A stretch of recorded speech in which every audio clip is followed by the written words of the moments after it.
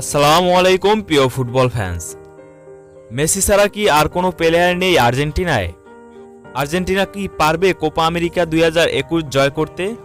Messi বাদে আর্জেন্টিনার গুরুত্বপূর্ণ কয়েকজন প্লেয়ারকে নিয়ে আজকের এই ভিডিওটি, যারা চাইলে দলের হয়ে দারুণ কিছু করে দেখাতে পারবেন। দলকে শিরোপা জেতানোর ক্ষমতাও রয়েছে তাদের, যাদেরকে বলা যেতে পারে আর্জেন্টিনার গোপন অস্ত্র। চলুন এদের সম্পর্কে আজকের এই ভিডিওতে কিছু তথ্য তুলে ধরব। এমিলিয়ানো মার্টিনেজ আর্সেনালে থাকাকালীন দুর্দান্ত পারফরম্যান্স করে টানা 2 ফাইনাল জয়ের পর অস্টন ভিলা তাকে কিনে নেয়, হয়ে যান আর্জেন্টিনার ইতিহাসের সবচেয়ে বেশি দামি গোলকিপার। অস্টন ভিলার দুর্বল ডিফেন্স নিয়েও হয়েছেন তৃতীয় সর্বোচ্চ ক্লিনশিট এর মালিক। এডারসন প্রিমিয়ার লিগ না জিততে পারলে হয়ে যেতেন প্রিমিয়ার লিগের সেরা গোলকিপার।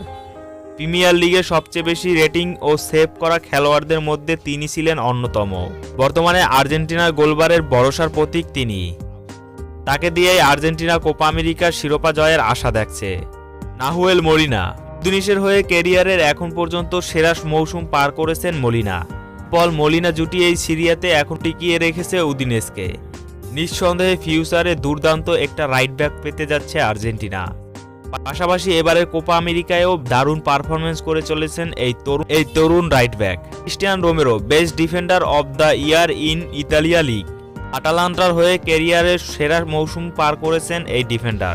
জায়গা করে নিয়েছে champion league team of the ইয়ারে। চ্যাম্পিয়ন লিগে সবচেয়ে বেশি রেটিং প্রাপ্ত ডিফেন্ডার হচ্ছেন রোমেরো। একই ফর্ম ক্লাবে ধরে রেখেছেন ইতালিয়ান লিগের সেরা ডিফেন্ডার। তাও আবার পিছনে ফেলেছেন ডিলিট, বুঞ্চি, চিলিন্নি, কোলোবিলিদের মতো ডিফেন্ডারদের।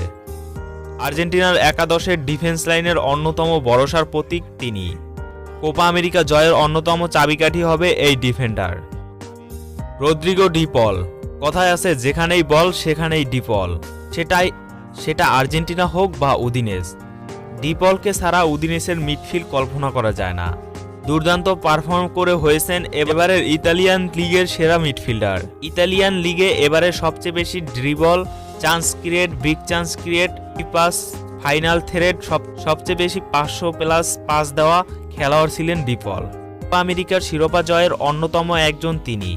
গিদো রদ্রিগেজ লা লিগার রিয়াল বেতিসের হয়ে দুর্দান্ত একটা মৌসুম পার করেছেন এই আর্জেন্টাইন।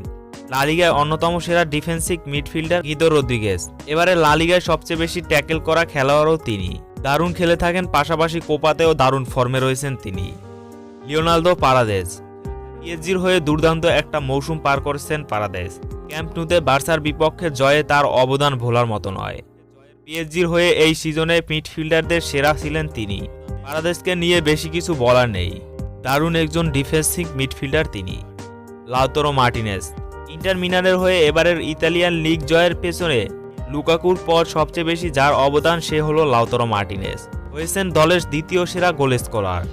আর্জেন্টিনার ভবিষ্যৎ সেন্টার ফরওয়ার্ডের দায়িত্ব রয়েছে তার উপরেই। ডি মারিয়া এমবাপ্পে, নেইমারের পর এবারের পিএসজি হয়ে অন্যতম সেরা খেলোয়াড় ছিলেন ডি মারিয়া। বায়ার্নের বিপক্ষে ওয়াল ক্লাসিকো পারফরমেন্সের পর সবার মনে গেঁথে থাকবে।